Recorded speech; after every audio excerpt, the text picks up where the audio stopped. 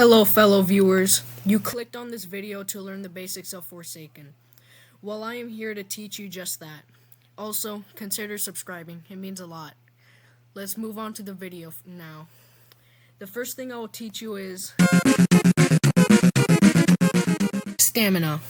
For those who don't know, stamina is the ability to sustain prolonged physical or mental effort, or in this case, the amount of energy you have to run. According to Forsaken, survivors have 100 stamina, and when you start to sprint, you lose 10 stamina per second. As for the killer, you have a total of 110 stamina, and you lose 9.5 stamina per second. Once your stamina hits 0, it takes a long time to regen. The solution to this is keeping your stamina a fair distance from 0. I recommend stopping your sprint at about 15 stamina. Although you can stop it at 1 stamina or higher, 15 is a good number to stop sprinting to gain back your stamina, just so you have more to continue the chase. Now, how do we do this in a chase? It's easy. First things first, keep a fair distance from the killer. That way, their hitboxes won't be able to reach you. Second, as you keep a good distance away from the killer, try to adapt to how they use their abilities. Killers like 1x or Slasher both have abilities that can give them an advantage to get closer to you. 1x has entanglement. It can be hard to predict at times because it has a 0.75 second windup and travels at 125 studs per second. Slasher has behead. Behead is hard to predict too. He lunges forward at you quickly, dealing 20 damage. Third, once the killer starts sprinting, you have to start sprinting too. To make sure I have more stamina than them, I wait about 0.5 seconds before using my sprint too. Once they stop sprinting, you can stop sprinting too. You'll gain their stamina back, but so will you. God damn it. And you can do that again and again.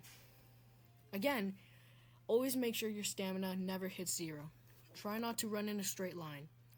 Remember, the killer is a little bit faster than the survivor. Juking will get them away from you and give you a much better distance.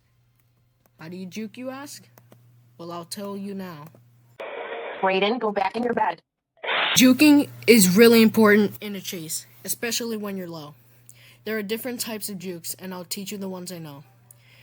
For those who don't know, for my explanation, juking is when you move in one direction but snap to the opposite direction, tricking the opponent into moving into the direction that you ran away from, and giving you distance. The first juke is a basic juke. The definition I gave you of juking is exactly what you have to do with this juke. You start running to the left or right, then quickly snap to the other direction, tricking the killer. This one doesn't work too well, which is why there's a solution to this.